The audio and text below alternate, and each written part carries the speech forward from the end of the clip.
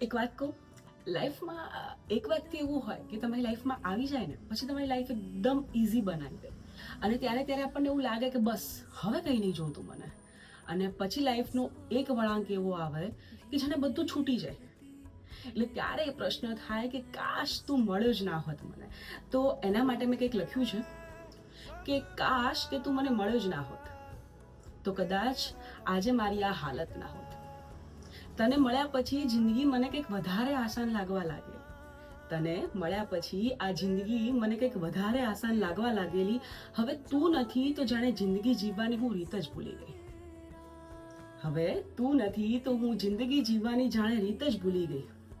કાશ કાશ કે તું ખાલી એક ફ્રેન્ડ જ રહ્યો હોત. કાશ કે તું ખાલી એક ફ્રેન્ડ જ રહ્યો હોત તો એનાથી આગળ ક્યારે ના વધ્યો હોત, તો આજે પણ આપણે કદાચ જોડે હોત.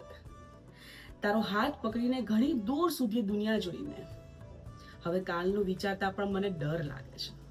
સાચું કહું તો તને મળીને ઘણું શીખવા મળ્યું. સાચે અમુક વ્યક્તિઓને મળીને ઘણું શીખવા મળે. તો સાચું કહું કે તને મળીને ઘણું શીખવા મળ્યું મને, કે જીવનમાં કોઈ પણ વ્યક્તિ ક્યારે પરમેનન્ટ નથી હોતું.